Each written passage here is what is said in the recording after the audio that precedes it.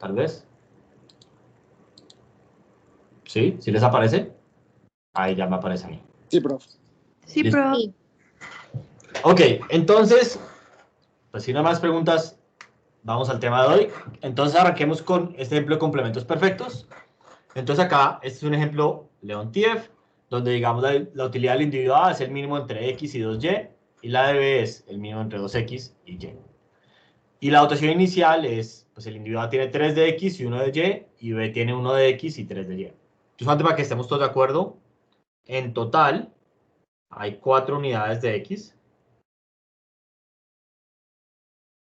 y en total hay 4 unidades de Y.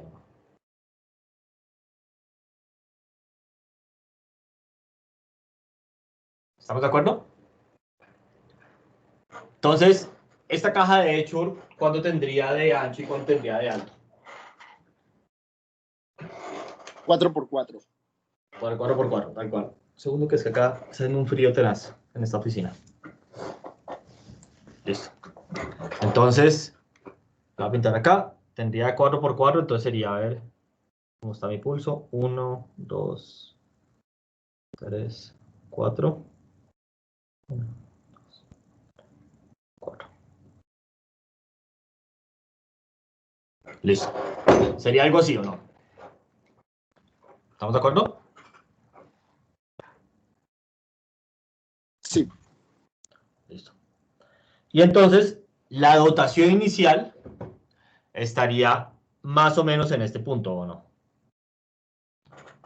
Por aquí es donde el individuo A consume 3 y el individuo B, o pues digamos, tiene 3 y el individuo B tiene 1 o no, de X. Y por el lado de Y, el individuo A tiene 1 y el individuo B tiene 3. ¿Estamos de acuerdo o no?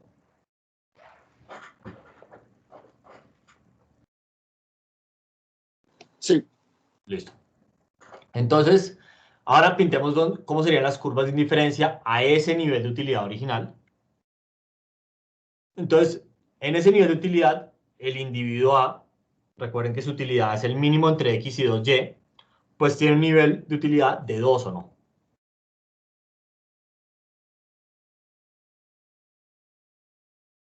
¿Estamos de acuerdo? Sí. ¿No? Listo. Y su curva de indiferencia se vería, si no estoy mal, algo así. ¿Podría repetir lo anterior? Es que se me trabó y no escuché. Que el nivel de utilidad, o sea, el U barra acá, corresponde a 2 o no. Porque digamos, en la dotación inicial, que él consume 1 de Y y 3 de X, su nivel de utilidad, recuerden que es el mínimo entre X y 2Y. Entonces, X es 3 y 2Y pues sería, tiene una unidad de Y, sería 2. Entonces, el mínimo entre eso es 2. Entonces, su nivel de utilidad es 2 en esa curva de indiferencia, ¿o no? Sí, sí. Y la curva de indiferencia corresponde pues a lo que pinté en azulito. ¿Estamos de acuerdo o no?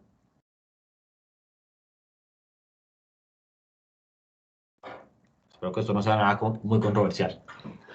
Y para el individuo B, su nivel de utilidad, pues entonces tiene 1 de X y 3 de Y, y recuerden que su utilidad es 2X, Y, entonces él tendría, pues, por el lado de X, 2 útiles, digamos, y por el lado de Y, 3, es el mínimo de esos dos, entonces tendría 2. ¿Estamos de acuerdo o no?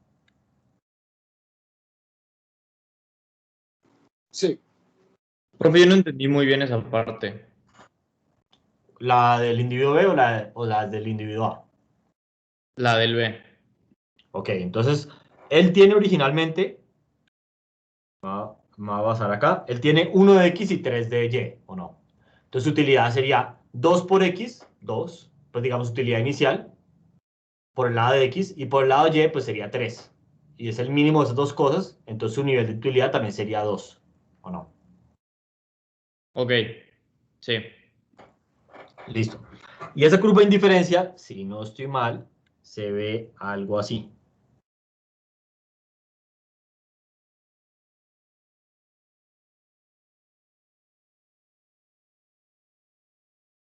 Es la de A, ¿no? ¿Hasta ahí estamos todos de acuerdo o no? Sí. Listo. Y entonces, por ende, ¿dónde serían los intercambios voluntarios entre estos personajes? En el cuadrado chico. Exacto. Porque este es el lugar donde ambos mejoran su nivel de utilidad respecto a si cada uno se queda con su dotación inicial o no.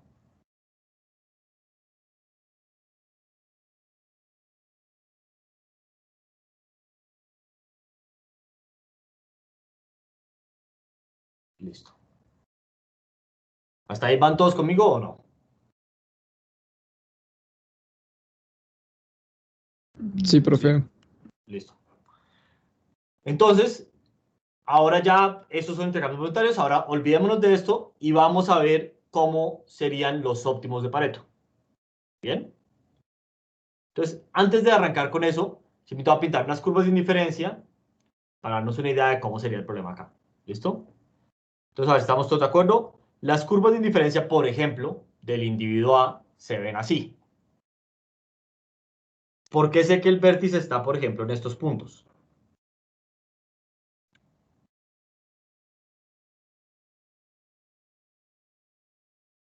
Porque es el mínimo de ambos. O cómo puedo caracterizar estos vértices. Pues, estamos de acuerdo que las curvas de indiferencia básicamente crecen sobre una línea que va más o menos así. Y pues los vértices de la curva de indiferencia están sobre esa línea, ¿o no? ¿Estamos de acuerdo todos ahí o no? Sí. Y esta línea, ¿yo cómo la puedo caracterizar?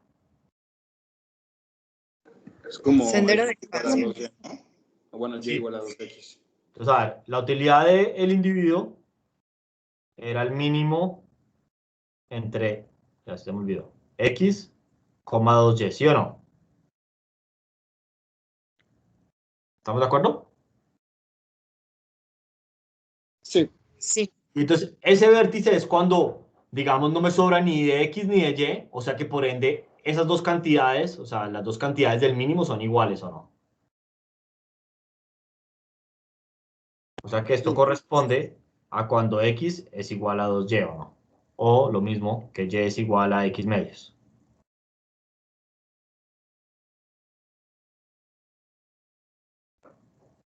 ¿Estamos de acuerdo o no?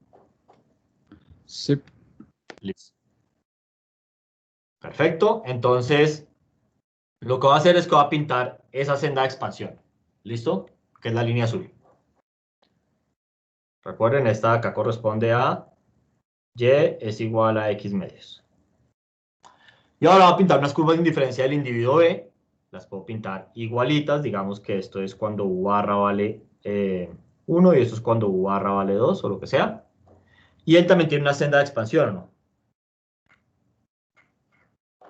¿Cómo puedo caracterizar ahora? Recuerden que la utilidad de B es el mínimo entre 2x, y, ¿sí o no?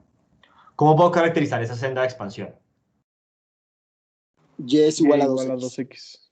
Exacto. Entonces, esto corresponde a y es igual a 2x. Ahora, es importante aclarar esto. Esto acá es el consumo de B, y por ende esto es el consumo de B. Y este de acá es el consumo de A, ¿o no? ¿Estamos de acuerdo? Sí. Y si ustedes son como yo, pues a mí me queda fácil pintar cuando el origen queda abajo a la izquierda y no tan fácil pintar cuando el origen queda arriba a la derecha, ¿o no? Sí. Entonces lo que yo propongo es que cambiemos esta ecuación para que quede en términos del consumo de A. ¿Cómo puedo hacer eso?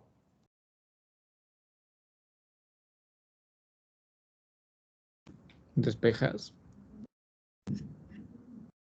Usando la fórmula de las dotaciones.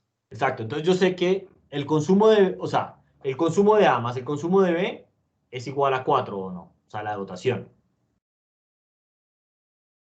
Entonces, por ende, YB es lo mismo que 4 menos YA, ¿o no? Esto es lo mismo, ¿o no? Sí. ¿Listo? Y pues para X es muy parecido, sería 4 menos XA, y esto corresponde a XB, donde 4 es WY, o sea, la dotación inicial de y este 4 es la dotación inicial de X. ¿Estamos de acuerdo o no?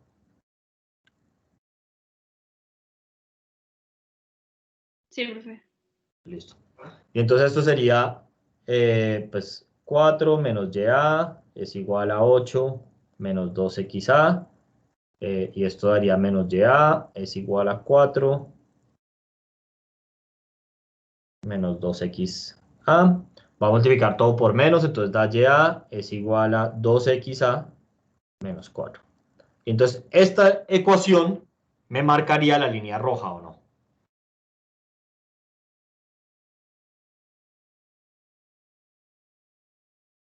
Sí. Ahora, solamente para que quede súper claro. Estas dos representaciones, o sea, la que es YB igual a 2XB y esta acá, representan lo mismo. Solamente que, digamos, la de arriba arranca con el eje arriba a la derecha y la de abajo arranca con el eje abajo a la izquierda. ¿Estamos de acuerdo o no? Sí. Sí. Entonces ya que tengo eso, pues tengo la caja de Edgeworth con las dos sendas de expansión. Y ya les vamos a mostrar por qué esto va a ser importante. ¿Pero estamos todos de acuerdo hasta ahí o no?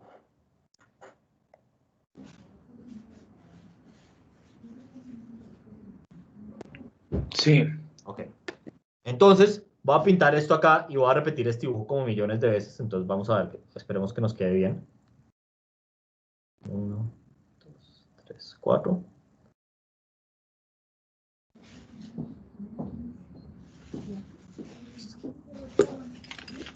Y entonces esto es más o menos así. Ay, línea recta. Hombre, línea recta. Pucha. Entonces, porque ya los hice todas mis líneas rectas en la clase pasada. Bueno, así más o menos. Y esta es la línea recta por acá. Listo, y esto lo voy a dibujar como millones de veces, entonces lo voy a copiar acá. A ver si soy capaz. En teoría, ahí me debería parecer copiar. Ah, no funcionó. Bueno, no importa, lo vuelvo a pintar millones de veces y ya. Entonces, bueno, tengo las sendas de expansión. Entonces ahora voy a encontrar los óptimos de Pareto. ¿Qué es lo que siempre hacemos cuando encontramos los óptimos de Pareto? O sea, en palabras.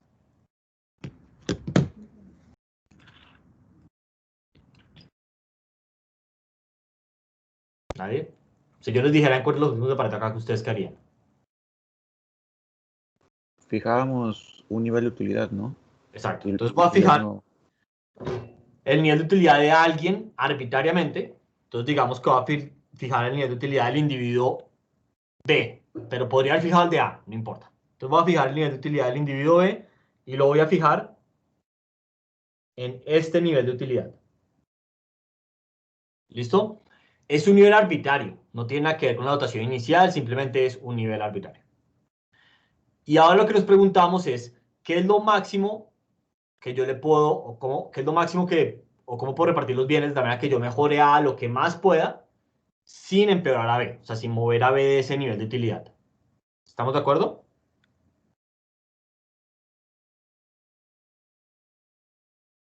Sí. Sí.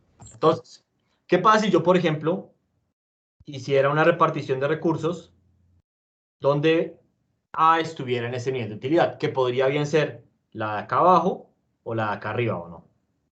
En cualquiera de esos dos puntos, digamos, B está quieto y A está en el nivel, en este nivel, o A'. ¿Podría yo desde ahí mejorar a A sin empeorar a B? Sí. Sí, me puedo mover para allá o no la utilidad. Entonces, por ejemplo, me podría mover a este nivel, lo hace punteado, a este nivel, y acá en U', bien sea en cualquiera de esos dos puntos, A está mejor y B está igual, ¿no? Pero todavía podría mejorar a A más o no. Sí. Y todavía no. En particular, podría llegar a este nivel de utilidad. U'. ¿Estamos de acuerdo o no? Sí.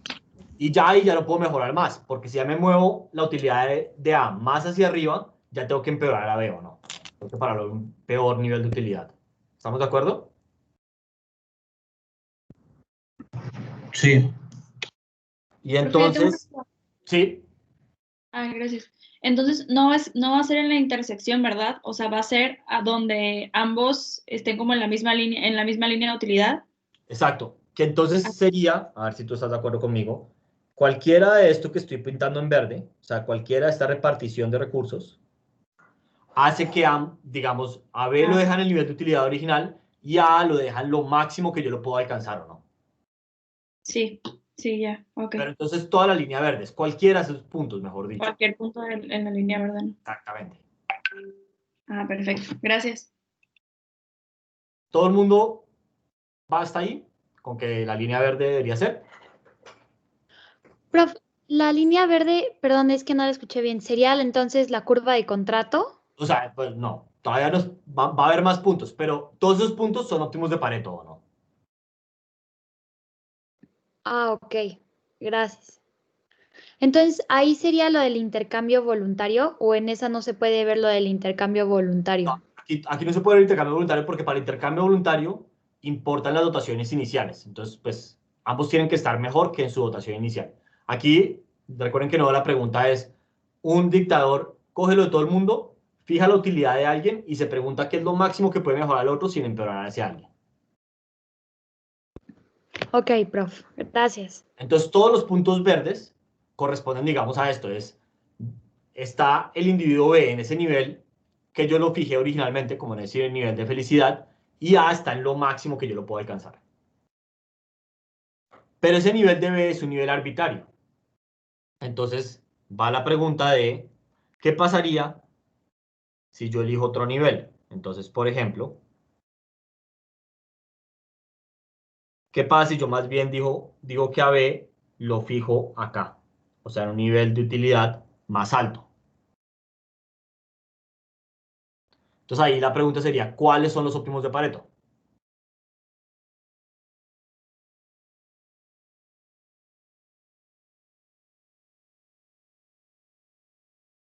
Entonces, o sea, ¿ustedes qué es lo máximo que podrían mejorar a A sin empeorar a B? La como línea que hay o sea, el cachito de la Lontief, desde tu sendero de expansión hasta el sendero de expansión de la A, ¿no? Sí, o sea, entonces a ver, este sería el nivel de utilidad, ¿o no? De A. ¿Estamos de acuerdo? Y, si te entendí bien a ti, los óptimos de Pareto serían la línea verde, ¿o no? Que es Sí, como nuestros senderos de expansión. Entonces, cualquier punto en esa línea verde, yo reparto los recursos y, digamos, dejo a B en el nivel que había fijado originalmente y A en lo máximo que lo podría dejar, ¿o no? Y entonces, variando el nivel de utilidad de B original, me quedó mal, así. Variando el nivel de utilidad original de A, ¿cuáles serían todos los óptimos de Pareto que yo podría encontrar? Es lo que está entre las curvas. Entonces, a ver. ¿Sería todo esto o no? Sí. ¿Y el triángulo de abajo que está entre las dos curvas estaría incluido o no? No. Entonces, hagámoslo con un ejemplo. Entonces, chan, chan, chan. Uno, bueno, se me quedó mal. Es como así. Listo. Entonces ahora voy a llegar y voy a fijar el nivel de utilidad del individuo B acá. ¿Listo? O sea, aún más. Entonces, ¿qué es lo máximo que podría mejorar a A sin empeorar a B? ¿Cuál sería, dónde arrancaría su nivel de utilidad o cómo sería?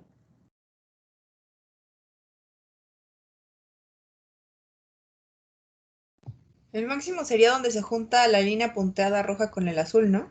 Exacto, entonces sería en esta curva de indiferencia, a ver si estamos de acuerdo. Aquí, ¿Estamos de acuerdo o no? Sí. ¿Listo? Y entonces, ¿cuáles serían los óptimos de Pareto?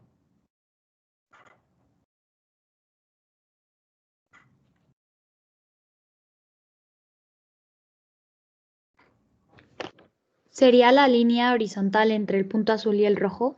Exacto. Porque entonces en todos estos puntos, cualquier repartición que yo haga, dejo a B igual de bien que originalmente y a lo máximo que pueda. Y entonces, a ver si estamos de acuerdo, a medida que yo voy variando el nivel original de la utilidad del B, voy rellenando el triángulo de abajo, pero con líneas horizontales, ¿o no?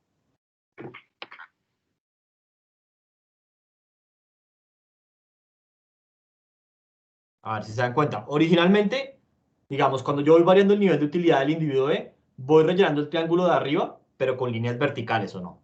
Y por eso acá, intencionalmente, lo dibujé con líneas verticales. Pero cuando la utilidad de B pasa del vértice, o sea, del punto en que se corren las dos líneas, entonces voy coloreando el espacio entre, o sea, ese triángulo, pero con líneas horizontales, ¿o no? Si yo hubiera elegido, solamente para hacer un ejemplo más, otro nivel de utilidad que se viera así, digamos, y de hecho, este es el nivel original de la utilidad de B, entonces lo máximo que le puedo dar al individuo A sería este nivel de utilidad, y los óptimos de Pareto sería esta línea horizontal. ¿Estamos de acuerdo o no? Sí. O sea, a medida que voy variando el nivel de utilidad de B, digamos, abajo del vértice, voy coloreando el triángulo, pero con líneas horizontales, ¿o no? Sí. O sea, profe, entonces el óptimo de Pareto se pone en, o sea, como en la barrera donde está la utilidad de A con la utilidad de B. No te entendí. O sea, por ejemplo, en este caso que lo hacemos horizontal, Sí, como la utilidad de A está por abajo de la utilidad de, bueno, la utilidad roja está por abajo de la línea azul, va a ser horizontal, pero cuando está por arriba de la línea azul, va a ser vertical. sí, pero, o sea, no te entendí bien si la razón, si estamos de acuerdo. Simplemente, o sea, o sea, es como casualidad. O sea, no es casualidad, pero no, no hay como como una regla que te diga por qué debe ser una vertical y otra horizontal. Pero digamos acá, arriba, yo fijé el nivel de utilidad barra del individuo, ¿no? Rojo. Y lo máximo que puedo hacer para el azul es este nivel de utilidad de acá, ¿no? Y entonces cualquier repartición en la línea verde es donde, digamos, pongo al A o al azul lo máximo que puedo sin empeorar a la B. Y pues es una línea vertical. Cuando estamos por debajo del vértice, digamos, esa repartición de recursos es una línea horizontal, ¿o no?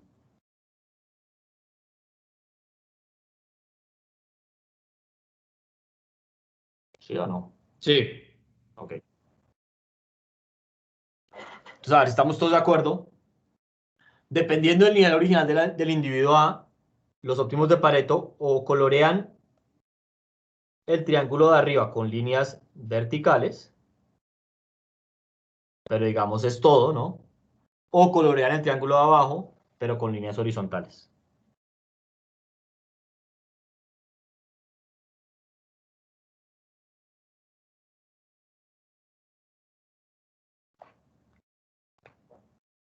Y estos serían todos los óptimos de Pareto o la curva de contrato.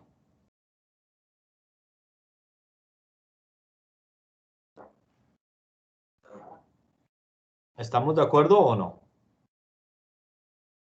Sí. Listo. Pregunta. El borde, digamos, esta línea acá y esta línea acá, ¿estarían incluidos o no? Pues tendría que tener 0 de Y o 0 de X uno de los dos, ¿no? Pero eso se puede. Entonces, en particular, a ver si estamos de acuerdo.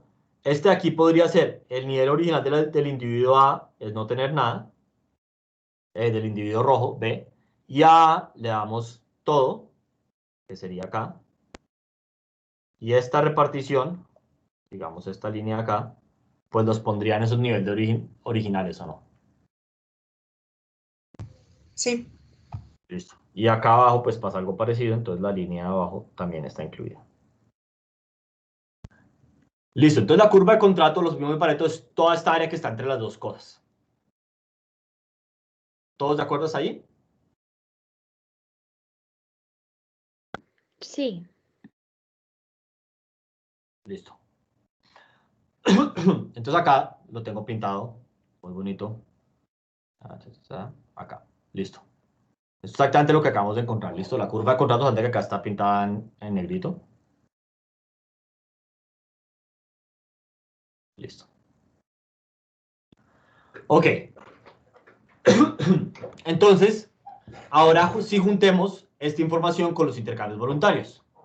Entonces lo que voy a hacer es que voy a pintar en esta gráfica la dotación inicial. Entonces la tengo acá. Entonces la dotación inicial, recuerden, era el individuo A tenía 3 de X y el individuo B tenía 1 y el individuo A tenía 1 de Y el individuo B tenía 3. Y nosotros habíamos dicho que los intercambios voluntarios se daban en esta área de acá, ¿o no? En el área verde.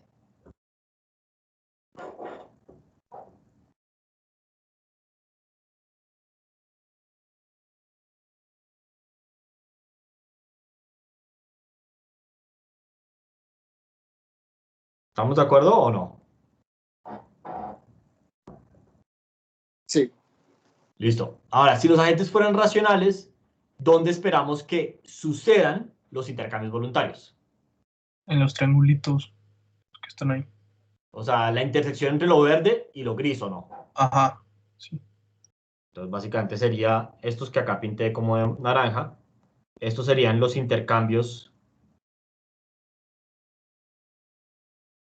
voluntarios eficientes, digamos.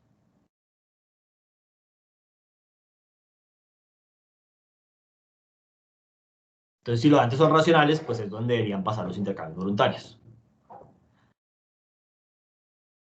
¿Hasta ahí estamos todos de acuerdo o no? Sí. Listo. Muy bien. Antes de acabar con esto, que esto va a ser básicamente como el fin de este ejemplo, preguntas, ¿quieren que repita algo de lo anterior? ¿Todo bien?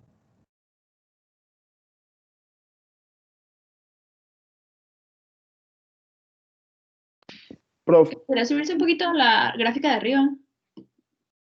¿A cuál? ¿A esta o más arriba? Sí, a esa.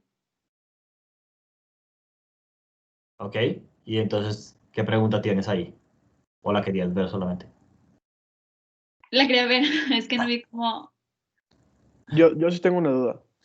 Ok, dale, Mario.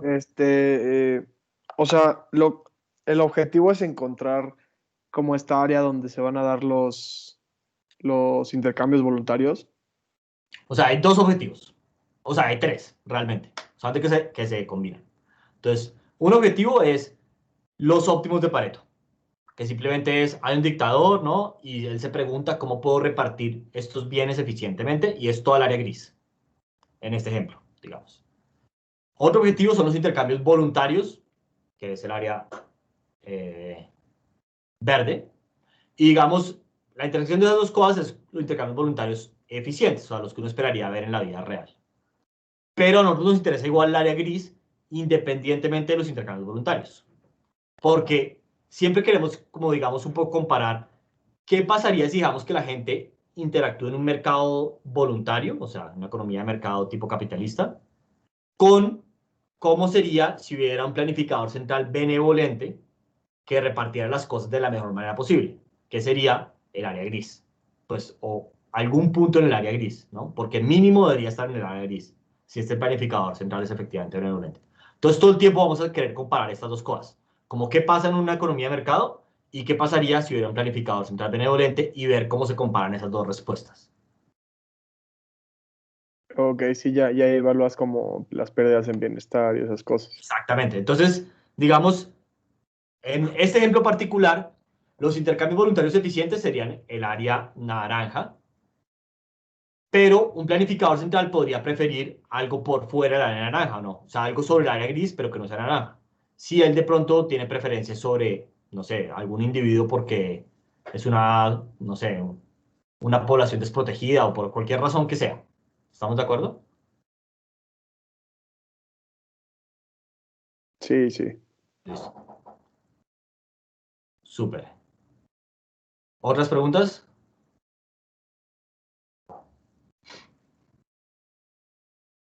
Ok. Entonces, les propongo que ustedes traten en su casa y la próxima clase, si no pudieron, lo podemos discutir. Un ejemplo como este. Básicamente, encuentren los óptimos de Pareto y pues las dotaciones iniciales las que ustedes quieran. Si quieren, pueden ser las mismas que este ejemplo. Si la utilidad de A fuera x al cuadrado más y al cuadrado y la de B fuera unos sustitutos perfectos. Y aquí la dificultad, o pues digamos lo que es diferente, es que la utilidad de A no es cuasi cóncava. ¿Estamos de acuerdo o no? Sí. Porque las curvas de indiferencia son como circulitos. Entonces, digamos, no es cóncava al origen, sino es convexa al origen. Entonces, pues eso hace que las cosas sean un poquito diferentes. Entonces, prueben encontrar los óptimos de Pareto, el intercambio voluntario, todo eso, cuando las curvas de indiferencia son así, o pues las funciones de utilidad. Listo. Entonces, dado eso, solamente para que recapitulemos dónde vamos, básicamente nosotros hemos esperado que todos los intercambios pasen en la curva de contrato, todos los intercambios voluntarios pasen, digamos, en los triángulos, esto debería ser triángulos. ¿Listo? Pero nosotros quisiéramos como un poquito más, decir, bueno, exactamente dentro de los triángulos naranjas, y pues en los ejemplos anteriores siempre habíamos visto que el intercambio voluntario era como más de un punto. ¿Será que la gente cambia en alguno de esos puntos más que nosotros? O sea, como que prefiere algo. Y pues hasta ese punto no podemos decir nada más sin introducir precios. Entonces lo que vamos a hacer ahora es introducir precios. Entonces recuerden, hasta este momento hemos estado hablando de una economía de intercambio, o sea, la gente cambia un bien por el otro. Y lo que vamos a hacer ahora es introducir precios. Entonces la gente, digamos, va a vender las cosas a un precio y con la plata que recauda va a comprar otros bienes. Más parecido a la economía, digamos, que vemos en la vida real, donde la gente vende nuevamente un bien que tiene, que es el trabajo o su tiempo, y con eso va a comprar otros bienes. ¿Estamos de acuerdo o no? Sí. Listo. Entonces ahora vamos a cambiar a las diapositivas que hacen eso. Entonces vamos a introducir, digamos, la noción de equilibrio competitivo, que es la noción de cuando hay una economía que tiene precios, una economía de mercado. Ahora, antes de introducir esta noción, a mí me gusta hacer siempre una pausa de unos supuestos que van a estar escondidos en la matemática y que no son muy explícitos, pero que están ahí. Sin estos supuestos, no podríamos hacer todo lo que vamos a hacer en las siguientes clases. Y por eso los quiero discutir acá, antes de que veamos la matemática, porque en la matemática no es obvio que esos supuestos están, aunque sí están ahí. ¿Y por qué me gusta discutirlos? Porque lo que vamos a ver, digamos, en esta clase y en las siguientes dos, o sea, cuando damos todo lo de equilibrio competitivo, el resultado de estas clases, digamos, o los teoremas que vamos a ver al final, son los teoremas por los cuales la mayoría de los economistas neoclásicos les gusta el mercado. O sea, van a ser teoremas que dicen, vea, el mercado es una cosa buena. Y esos teoremas, pues, como dice su nombre, son teoremas, o sea, son verdades inmutables matemáticas. Pero esos teoremas, digamos, están soportados en estos supuestos que están ahí escondidos en la matemática, pero no son tan obvios. Entonces, quiero que lo discutamos porque si ustedes ven alguna situación en la cual estos supuestos no se cumplen, digamos, los teoremas, pues no tienen por qué cumplirse. Entonces, no es tan obvio que en las situaciones cuando estos supuestos no se cumplen, la economía de mercado sea lo mejor que pueda pasar. ¿Listo? Entonces ahora discutamos uno por uno de los supuestos. Los supuestos parecen un poco obvios, pero no necesariamente tienen por qué suceder en la vida real. Entonces el primer supuesto es que hay un mercado para cada uno de los bienes. Entonces básicamente es, simplemente hay un lugar o una plataforma o una manera en que los individuos intercambien o vendan y compren un cierto bien o un servicio. Entonces, primera pregunta, ¿se les ocurre situaciones en la vida donde esto no pasa en la vida real? O sea, como situaciones donde yo no puedo ir a comprar y vender cosas.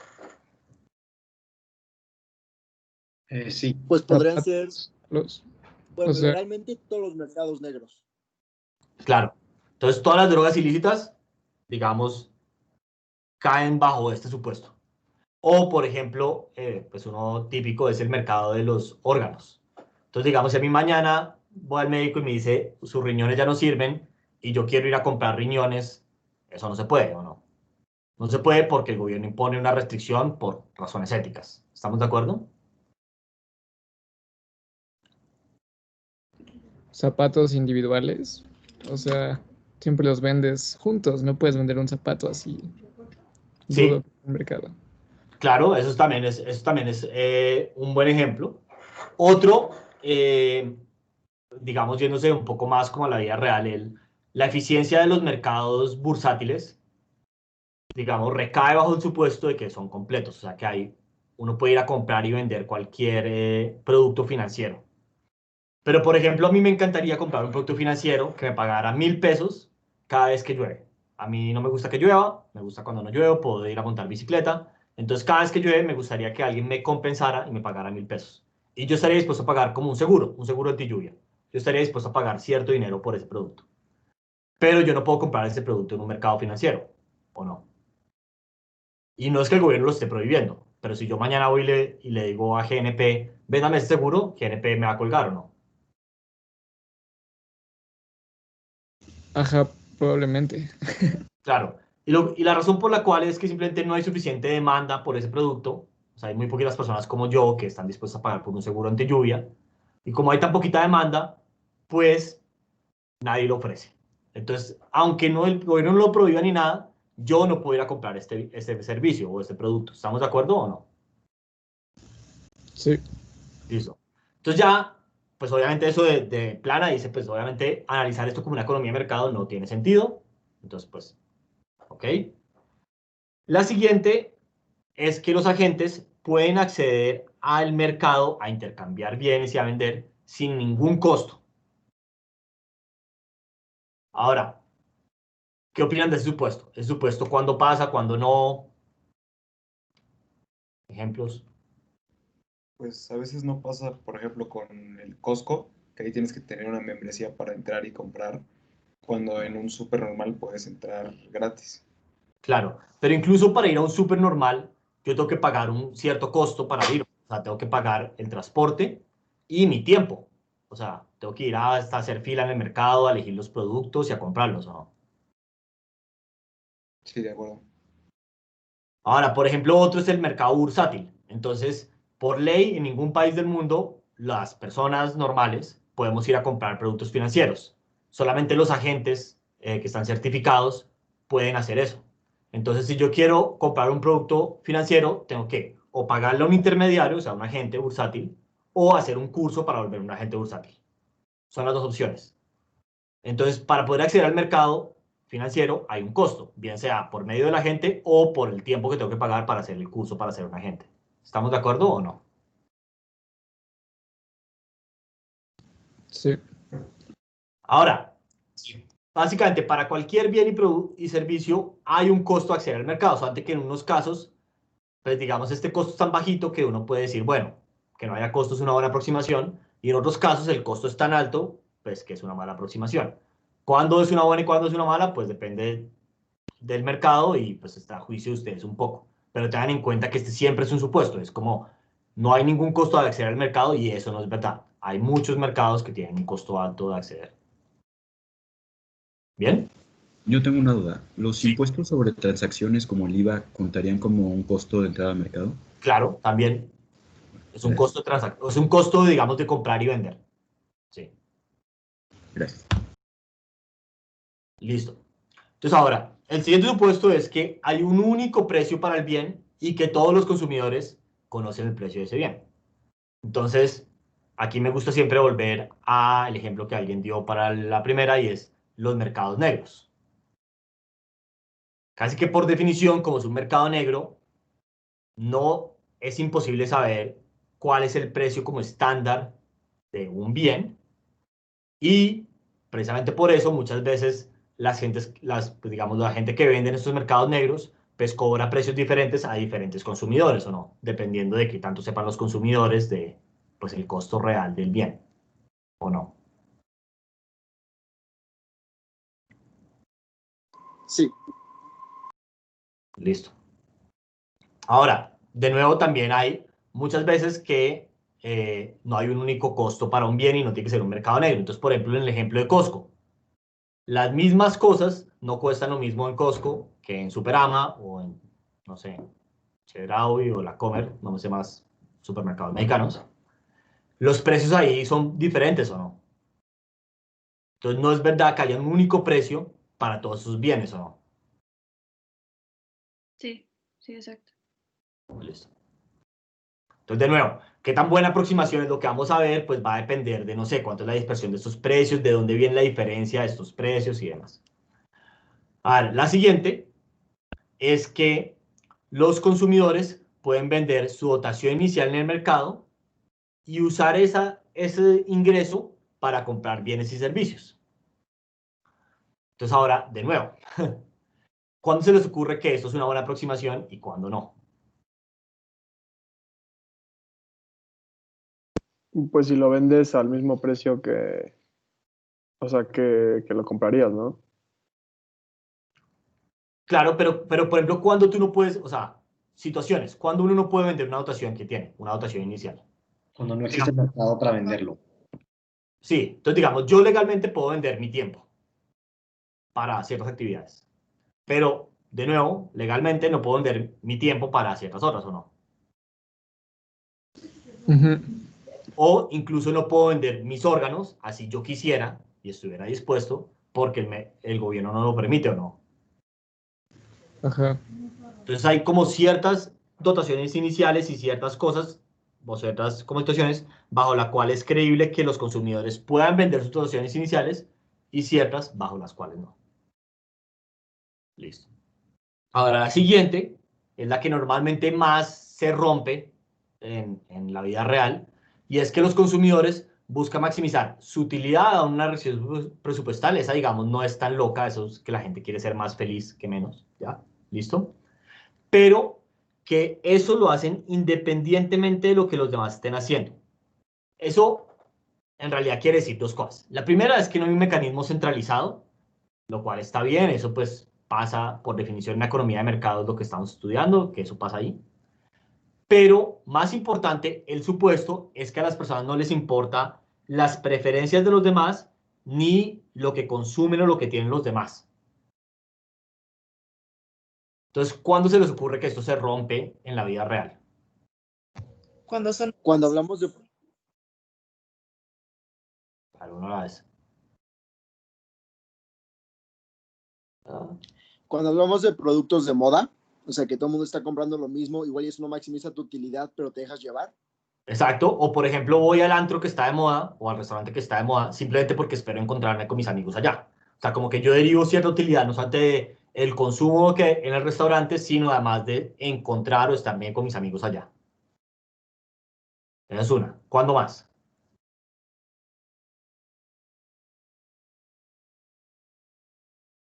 Por ejemplo, ¿a ustedes les ¿Una importa? recesión económica?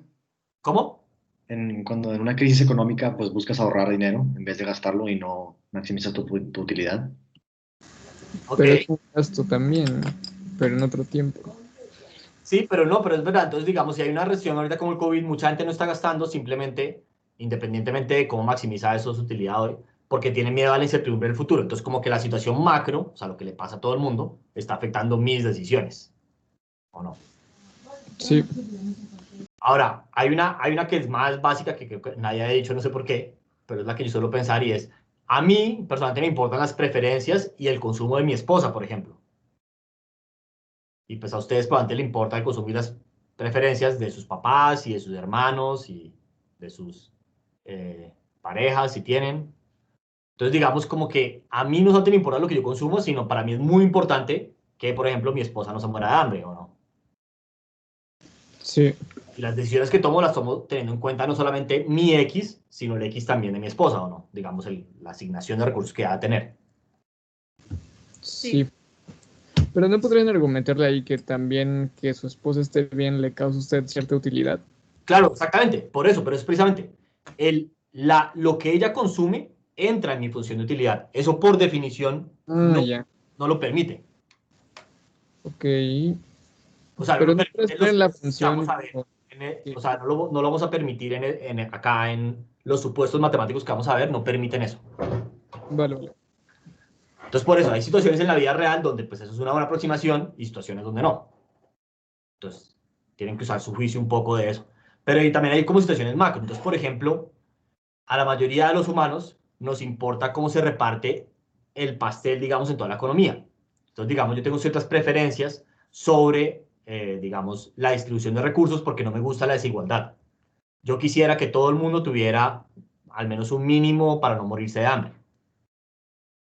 Ni siquiera tiene que ser mi esposa. A mí me importa como la distribución de recursos de toda la economía. Y pues de pronto ustedes sí, de pronto no, pero eso, digamos, depende de las personas. Pero el supuesto acá es que a ninguna persona le importa eso y todo lo que le importa a cada persona es su consumo. ¿Listo? Entonces, de nuevo, hay mercados donde esto es una buena aproximación y mercados donde esto hace una pésima aproximación. ¿Estamos de acuerdo o no? Sí. Listo.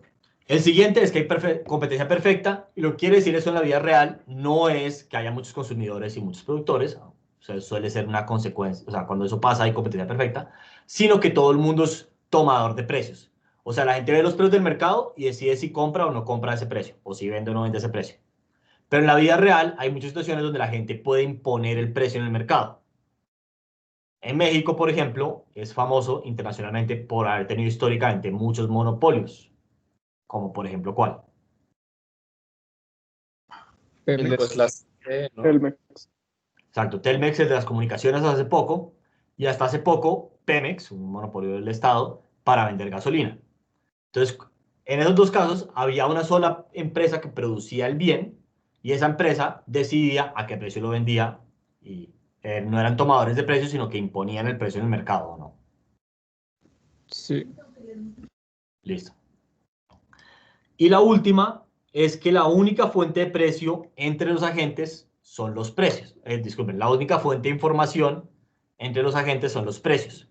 Y como los precios son únicos y conocidos para todo el mundo, recuerden que ese era el supuesto por acá arriba, entonces eso quiere decir que todo el mundo tiene la misma información. Pero ¿cuáles son situaciones o mercados en los cuales esto no es realista? En los cuales una de las dos, digamos, personas tiene más información que la otra.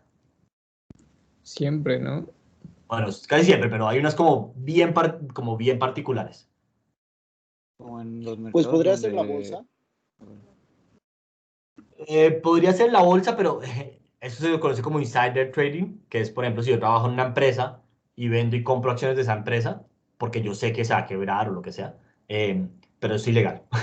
Entonces, no, digamos, sí podría pasar, pero en teoría no debería pasar y te pueden meter a la cárcel si haces eso.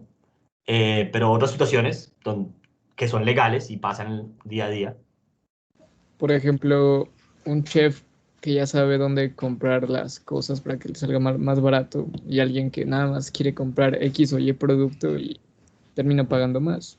Es como vender Hay compradores coches con más usados, información ¿no? que otros, ¿sí? Perdón, ¿qué estás diciendo tú, Emilio? Que la venta de autos usados. Claro, es un súper ejemplo, es como uno clásico, incluso hay un paper muy famoso que se ganó un Nobel por eso, que básicamente el que compra el coche, pues digamos, ve el carro por afuera, ¿no? Y pues ve cómo está la pintura y eso, pero no sabe realmente qué le han hecho a ese carro. Y el que lo vende, pues tiene mucha más información, sabe a dónde lo ha metido, cómo lo ha manejado, que, pues digamos, si lo ha llevado a buenos o malos mecánicos, qué mantenimiento les ha hecho. Entonces hay una simetría de información entre el que compra y el que vende, ¿o no? Sí. Y otro ejemplo súper clásico es el de los seguros, que es una lógica medio parecida. Entonces, digamos, yo cuando llamo a GNP y pido un seguro de vida, un seguro de salud, hay una simetría de información. GNP sabe cosas muy básicas sobre mí, mi edad, ¿no? Pues dónde trabajo, mi género, lo que sea. Y yo sé, pues no sé, si fumo, cuánto tomo los fines de semana, si hago deporte, la historial como de enfermedades de mi familia, me lo sé de memoria. Y entonces hay una simetría de información porque yo sé probablemente tengo más información sobre la probabilidad de que yo me enferme y me muera de la que tiene la aseguradora, ¿o no? Pues con Facebook y WhatsApp, ya quién sabe, pero Bueno, sí, es verdad un poquito, pero en general uno tiene un poquito más de información que la aseguradora. Suponiendo que WhatsApp no le vende esa información a ellos, que probablemente sí lo hace. Pero bueno, entonces, el punto es que todos esos supuestos están escondidos en la matemática. No es nada obvio cómo. Si quieren, si alguien tiene dudas, después podemos discutir. Les muestro dónde está cada supuesto, digamos, en la formulación matemática, pero están ahí. Y entonces, si esos supuestos no se cumplen, recuerden que todo lo que vamos a ver aquí en adelante, pues no se va a cumplir. ¿Listo? Entonces, estos supuestos obviamente son supuestos. En la vida real, ningún mercado cumple con ninguno de estos perfectamente. Pero hay mercados, o digamos situaciones, donde estos supuestos, digamos, son parecidos a la realidad y situaciones donde pues, no tienen nada que ver. Entonces, digamos, si se cumple o no, o, pues ustedes van a tener que ser como, pues van a tener que poner un poco de su juicio de valor ahí. Y si creen que van a estar muy lejos, pues por favor, no argumenten que el mercado es algo bueno basado en la teoría que vamos a ver, porque pues los supuestos no van a sustentar esa conclusión. ¿Listo? Bueno, entonces dicho eso, entremos en materia, digamos, más formal. Entonces lo primero que vamos a hacer es, vamos a definir qué es un equilibrio competitivo. Y esto, como lo dice su nombre, es una definición. O sea, nosotros vamos a llegar y vamos a decir, esto es un equilibrio competitivo. Y después vamos a discutir por qué esto es una buena definición de lo que es un equilibrio, ¿listo? Pero es una definición, o sea, nosotros vamos a decir, esto es un equilibrio, y después vamos a ir a buscar si en el mercado hay de estas cosas, que vamos a llamar equilibrios, ¿listo? Y si hay, pues vamos a ver qué propiedades tiene y qué propiedades no. Entonces, vamos a decir que un equilibrio competitivo está compuesto de dos cosas básicamente. Lo primero es una asignación de recursos, X estrella, y lo segundo es un vector de precios. Entonces, la asignación de recursos básicamente me dice cuánto consume cada individuo de cada uno de los bienes. Entonces, esto es un vector que vive en qué espacio vectorial.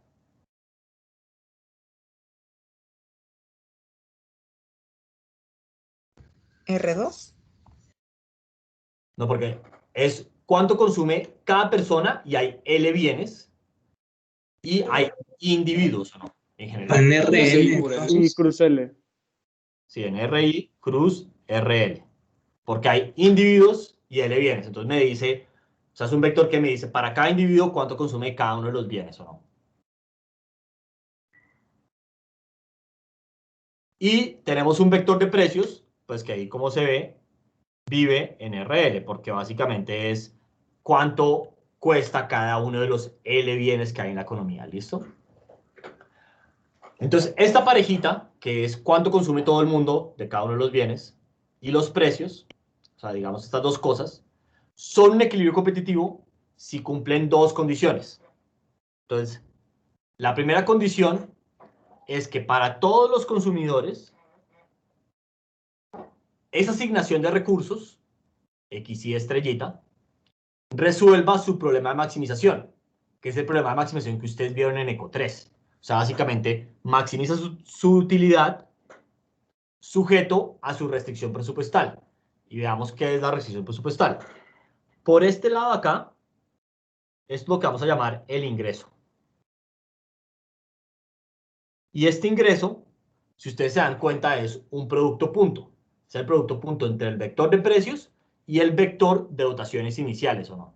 O sea, esto es básicamente P1 por WI1 más P2 por W2I, hasta el bien L.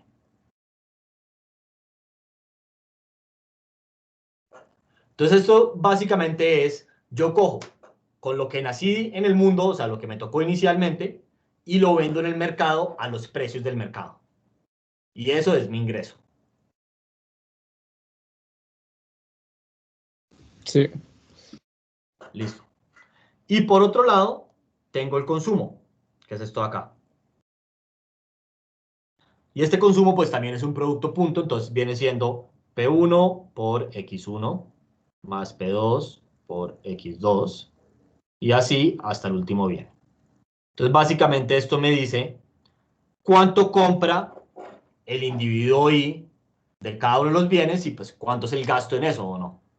Entonces, lo que yo compro del bien 1 por el precio 1, lo que compro del bien 2 por el precio 2, tal, tal, y eso es mi gasto. Más que mi consumo, debería llamarlo mi gasto.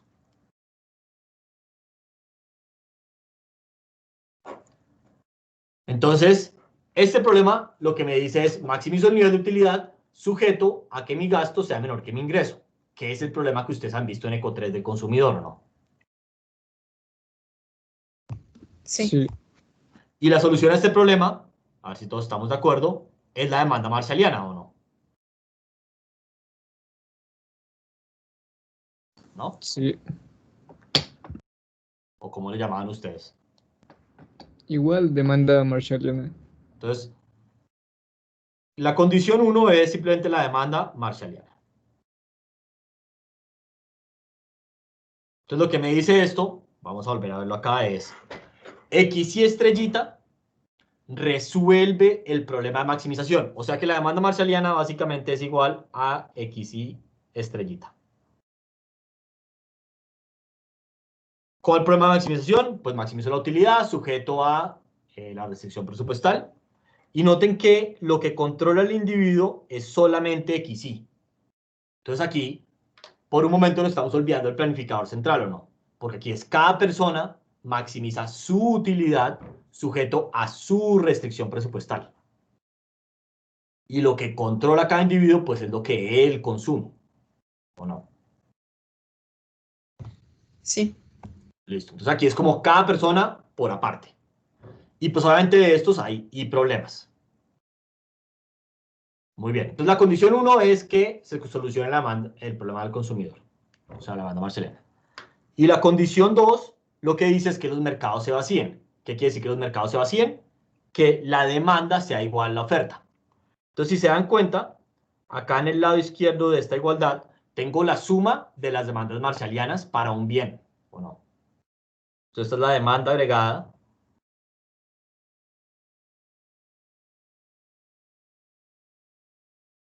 del bien L, ¿o no? Sumo la demanda marshalliana de todos los individuos del bien L. ¿Estamos de acuerdo? Sí. Y en esta economía no hemos introducido todavía productores. Simplemente hay una gente que tiene unas dotaciones y va y vende y compra en el mercado. Entonces la oferta agregada es simplemente la suma de las dotaciones iniciales.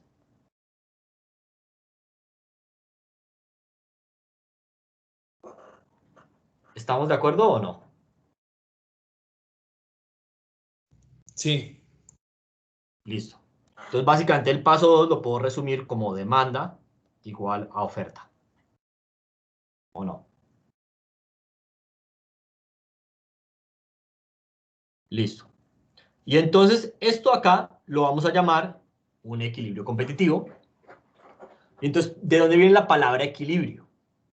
La palabra equilibrio viene de que ningún agente va a tener incentivos a moverse de este punto, si logramos encontrar un punto que cumpla con esto.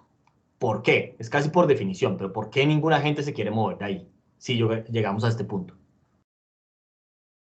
Porque es un óptimo de Pareto. No. O sea, eso va a pasar, pero todavía no lo sabemos. Pero no estamos seguros todavía si es un óptimo de Pareto. Porque ahí se va a maximizar su utilidad. Exacto, es por la condición 1. En ese punto, todo el mundo está maximizando su utilidad, ¿o no? Sí.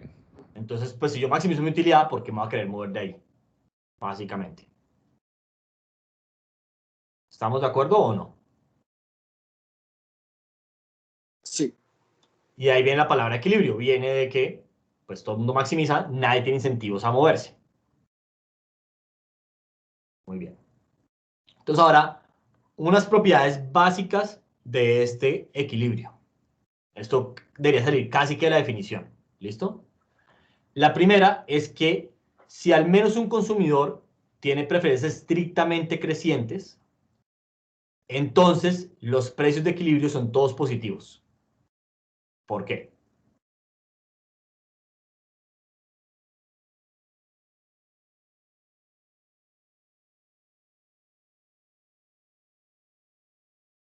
No es porque si fuera el precio igual a cero, como consumirías mucho de ese. Exacto. Si el precio fuera igual a cero, como mis preferencias son crecientes, pues yo quisiera maximizar, o sea, maximizo mi utilidad consumiendo infinito o no. Porque pues si es gratis y mis preferencias crecen en ese bien, pues consumo infinito del bien o no. Pero si consumo infinito del bien, sería imposible tener que oferta igual a demanda o no. Porque la demanda sería infinito y pues la oferta es finita o no. Sí, justo. Entonces eso no podría pasar. Entonces, por necesidad, si hay un equilibrio, tiene que ser que los precios son positivos.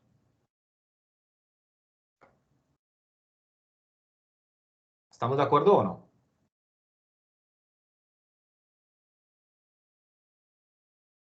Sí. A ver, la siguiente es que si al menos un consumidor tiene preferencias débilmente monótonas, entonces primero que todo, ¿qué quiere decir débilmente monótonas? Que no se gasta todo su... Que uno no te da, o sea, que uno puede tener utilidad cero. Bueno, utilidad marginal cero. O sea, que no, o sea, que no todos, que no todos son positivos, más bien. Más o menos. O sea, lo que quiere decir, así, súper formal, lo siguiente.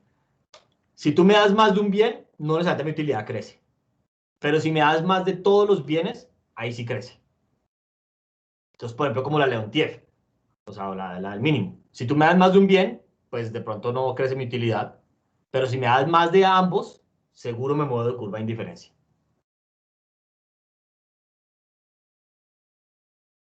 ¿Listo? Sí.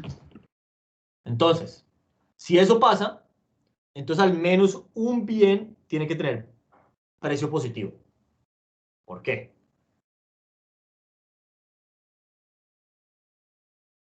Porque el otro puedes agarrar lo que quieras y no importa, ¿no? No entendí eso. Como necesitas que los dos aumenten, necesitas por lo menos que uno cueste, porque si no, si los dos son cero, entonces agarras mucho de los... Exacto. Entonces, es parecido al argumento anterior. Si todo costara cero, pues entonces, y como mi preferencia crece, si yo crezco de todos los bienes, pues crece mi utilidad. Entonces demando infinito de todos los bienes, pero entonces demanda no puede ser igual a oferta. Entonces, al menos un bien tiene que costar.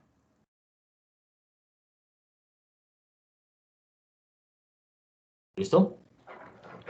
Ok. Y el último es que si algo es un equilibrio competitivo, entonces esa misma asignación con un vector de precios que yo lo multiplico todo por un factor positivo cualquiera, también es un equilibrio competitivo. Entonces, primero veamos esto intuitivamente y después matemáticamente. Si yo les digo una asignación de recursos con estos precios medidos en precios mexicanos es un equilibrio, ¿qué pasa si yo los precios en vez de pedirlos en precios mexicanos los hubiera medido en dólares? ¿Sería o no sería un equilibrio?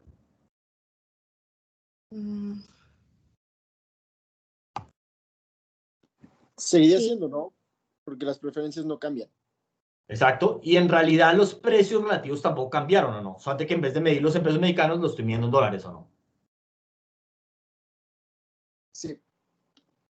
¿O qué pasaría si mañana le quitan 3 ceros a los pesos mexicanos? Entonces lo que valía 1000 ahora vale 10. Y lo que valía 100 vale 1. ¿Cambiaría el equilibrio?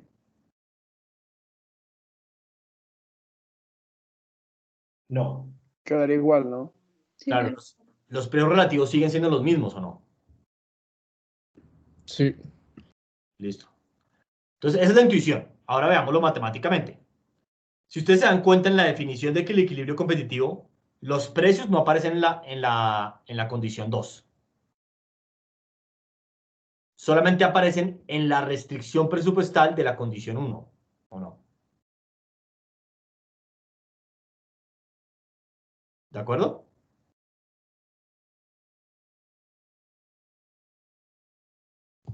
¿Podría repetir entonces cómo queda la tercera? ¿Cómo así? ¿Cómo queda la tercera? Me perdí ahí un poquito. Lo de es un equilibrio competitivo. Todavía lo estamos discutiéndola. Pero entonces, básicamente, ahora quiero ver la matemática de esto. O sea, ver por qué si esto es un equilibrio, entonces esto también. ¿Listo? Pero entonces, ahora estamos de acuerdo. En las condiciones de equilibrio competitivo, el precio solo aparece en la restricción presupuestal de los individuos, ¿o no?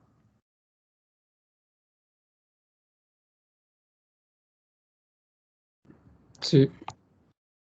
Listo. Entonces, recuerden que la condición 1 es maximizar la utilidad sujeto a P por X menor o igual que P por W. Y comparemos este problema con maximizar la utilidad del individuo Y sujeto a CP por XY menor o igual que CP por WY. ¿Cómo se comparan estos dos problemas? O sea, va a quedar igual porque las demandas son homogéneas de grado 0. Claro, y eso tiene que ver con que yo acá puedo cancelar el C básicamente, ¿o no? En esta ecuación. Sí. Entonces de acá viene que la demanda marshalliana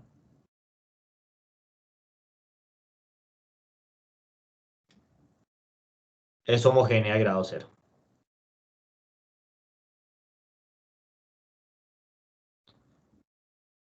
Y aquí esto, pues digamos, ustedes lo pueden pensar como una confirmación de lo que importa son los precios relativos y no los precios absolutos. O sea, lo que importa es cuánto cuesta, no sé, una cerveza respecto a los tacos y no, pues digamos, cuánto cuestan en valor absoluto. Todo relativo, los precios relativos es lo que me marca la escasez o la demanda relativa de los bienes. ¿De acuerdo o no? Sí. Listo. Entonces, antes de pasar, preguntas sobre estas tres propiedades del equilibrio competitivo.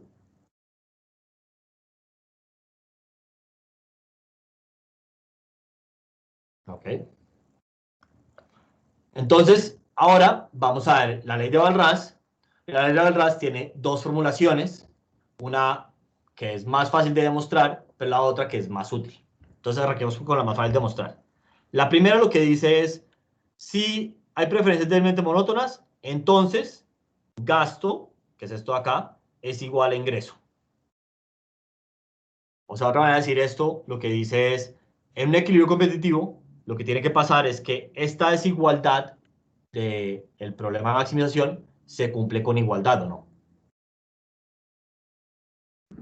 Sí. Y eso es, pues, relativamente intuitivo, ¿o no? Si yo tengo preferencias monótonas, pues me gasto todo mi ingreso, ¿o no? Sí. ¿Ya? Eso es. ¿Estamos de acuerdo o no?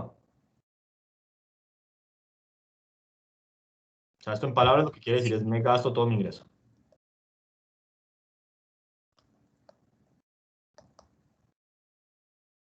Listo. ¿Hasta ahí estamos todos de acuerdo? Sí. Listo.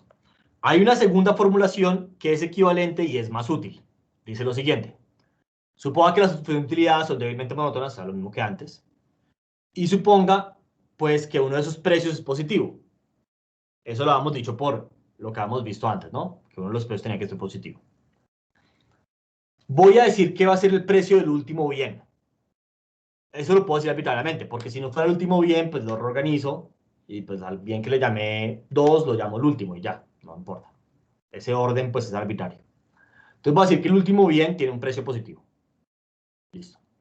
Entonces, cojamos cualquier pareja para la cual se cumple la condición 1. O sea, básicamente, los individuos están maximizando su utilidad dado el nivel de precios. O sea, esto acá es la demanda marshalliana.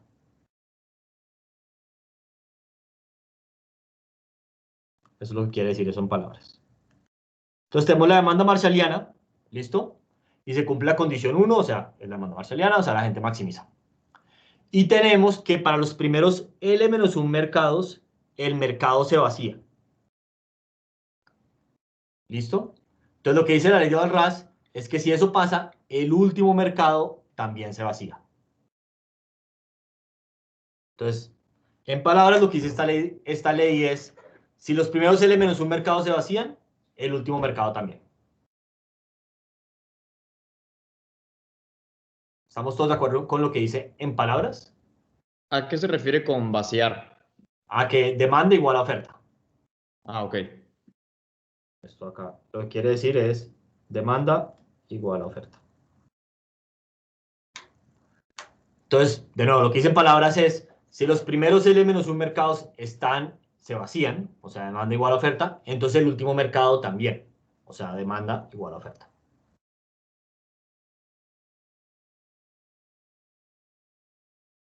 Listo.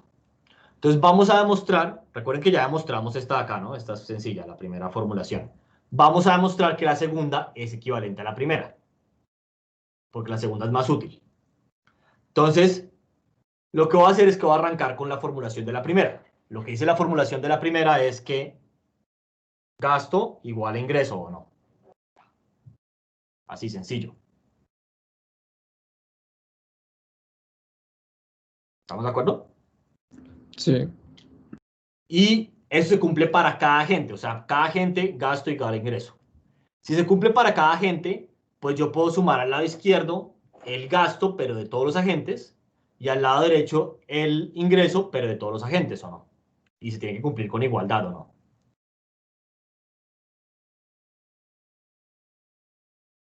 ¿Sí? ¿Listo? Entonces, lo que voy a hacer es que voy a sumar para todos los agentes. Entonces, esta sumatoria que aparece acá. Listo. Ahora, por propiedades de la suma, yo puedo intercambiar estas dos sumatorias, ¿o no? Yo puedo sumar primero los bienes y después los agentes, o primero los agentes y después los bienes, ¿o no? Sí. ¿Listo? Entonces, cambio el orden de la suma. Y ahora me puedo hacer varias cosas, pero lo primero que puedo hacer es que voy a pasar todo como al mismo lado. Entonces me queda la sumatoria de L igual a 1 hasta L, de igual 1 hasta I, de PL, XL, I, menos la sumatoria de L igual 1 hasta L, la sumatoria de igual 1 hasta I, de PL, WLI. ¿Estamos de acuerdo? Sí. Entonces yo esto lo puedo escribir mucho más compacto, como la sumatoria de L igual 1 hasta L, la sumatoria de igual 1 hasta I, de PL XL menos PL WL. ¿O no? De aquí puedo sacar el PL como factor común.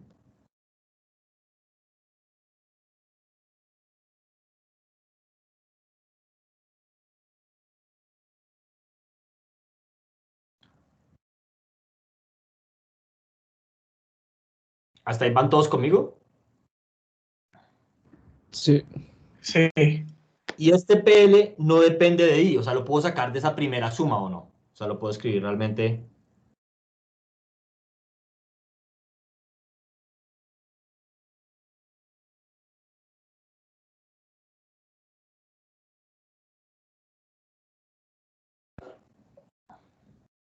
¿Estamos de acuerdo o no? Sí. Listo. Ahora, yo sé que esto es igual a 0 para L igual a 1 hasta L menos 1, ¿o no? Sí. Entonces, cuando yo hago la suma, esta primera suma de acá, la que estoy resaltando en azul, yo estoy sumando PL por un poco cosas que son 0, ¿o no? Sí. Entonces, todo eso suma 0 hasta el último bien. Entonces me quedaría PL, la sumatoria de igual 1 hasta ahí, de XL mayúscula, WL mayúscula igual a 0, ¿o no?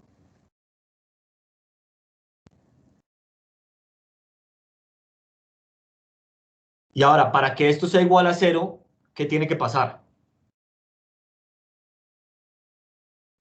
La demanda y la oferta tienen que ser iguales, ¿no? Exacto. Como este número de acá es positivo, entonces este número tiene que ser igual a 0. Entonces, por ende, XLI es igual a la sumatoria de WLI. Y esto lo que quiere decir es que el mercado L, el décimo, se vacía. ¿Qué es lo que queríamos demostrar? ¿O no?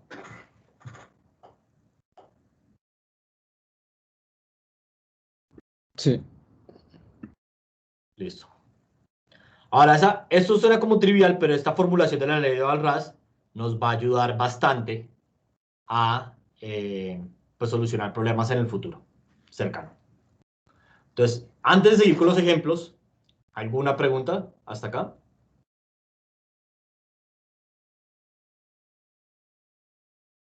Solo para recapitular, lo que hemos hecho es definir qué es un equilibrio competitivo.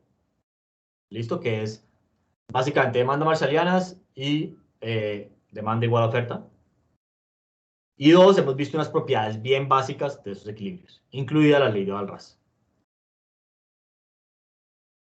Tenemos que saber demostrar la ley de Walras para el examen. No. Así que si no les gustan las demostraciones, pueden borrar esos últimos 2 minutos de su vida.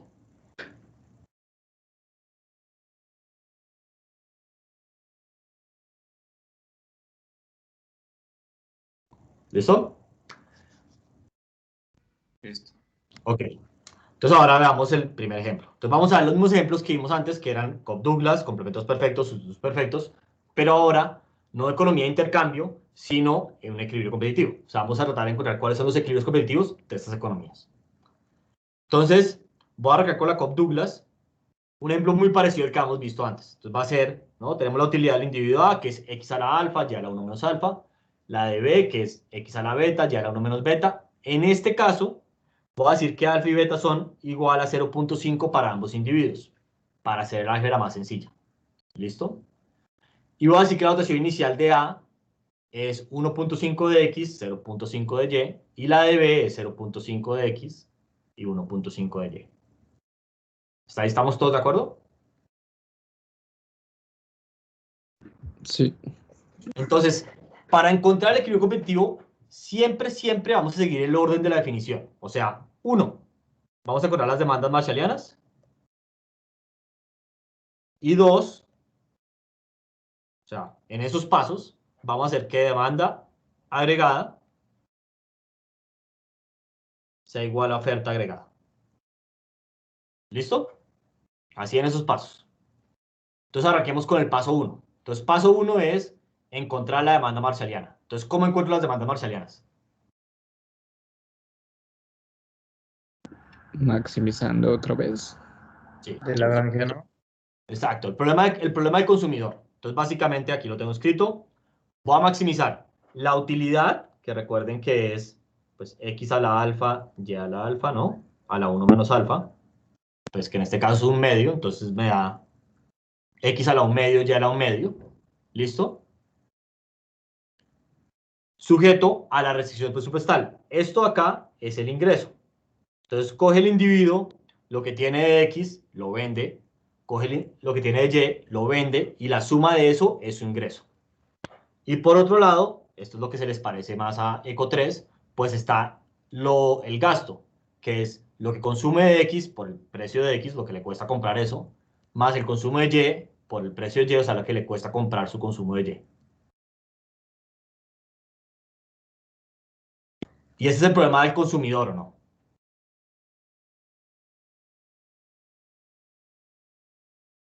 Sí. ¿Cuáles serían las variables de control acá? X y Y. Exacto. Él controla lo que él consume. Ahora, solamente para hacer un contraste, ¿cómo sería el problema para encontrar los óptimos de Pareto? O otra manera de decir esto es el problema del planificador central. O el problema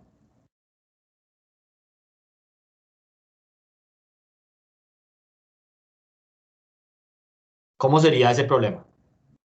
Ya lo hemos visto, pero es que es bueno como comparar uno con el otro. En el óptimo de Pareto usamos la caja de Edgeworth, ¿no? Y Pero también la podemos usar, pero ¿cómo sería el problema matemático que era equivalente de la caja de Edgeworth? maximizas, pero dejas la función, la curva de indiferencia del otro individuo, la tienes que dar, ¿no? Sí, entonces digamos que maximizo la utilidad de A. Como ¿sí la o no? demanda hicksiana, ¿no? Sí. No como una hicksiana. Porque Ah, la hicksiana es el sí. dual del problema de la marshalliana. Ah, ok. Pero, o sea, maximiza la utilidad del individuo A sujeto a qué, esa es la parte clave. ¿Cuáles son las restricciones acá? Que la utilidad de B sea igual o mayor. Exacto. Que sea mayor que un nivel barra, ¿sí o no? Además, Sí, igual. ¿Listo? ¿Y qué más?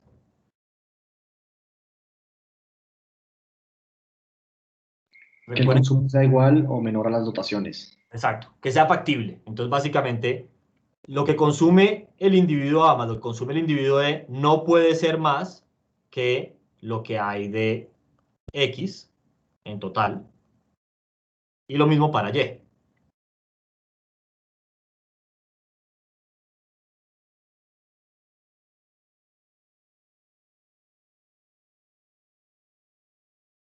Esto es que sea factible. Factibilidad.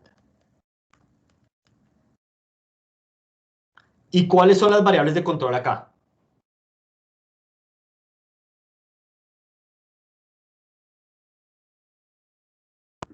X y Y, ¿no?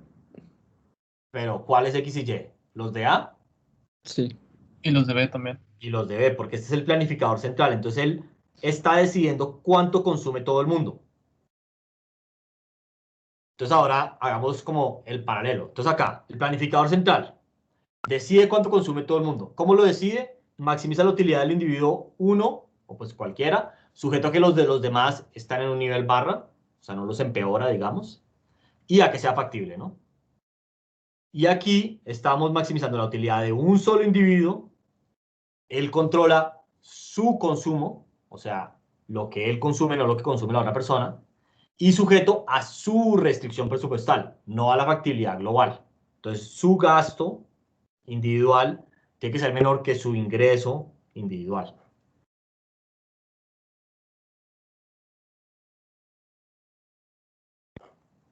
Sí. Listo, perfecto. Entonces, si les parece, antes de entrar a la álgebra de cómo solucionar este problema, dejemos aquí la clase y la próxima pues lo terminamos. Realmente si alguien tiene dudas, pues se pueden quedar y preguntar. Ninguna duda, prof. Todo claro, profe. Gracias. Todo claro. Gracias, nos vemos. Super, nos vemos entonces el jueves. Gracias, prof. Nos vemos, prof. Gracias. Muchas gracias. Ay, Gracias, prof. ¿Va a subir estas notas o hasta